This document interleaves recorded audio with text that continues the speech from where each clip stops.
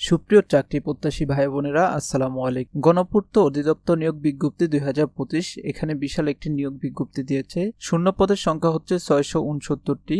তো প্রিয় উপস্থিতি, এখানে আপনি কিভাবে আবেদন করবেন, কি কি কাগজপত্র লাগবে, শিক্ষাগত যোগ্যতা কতটুকু লাগবে, সকল বিষয়ে আলোচনা হবে।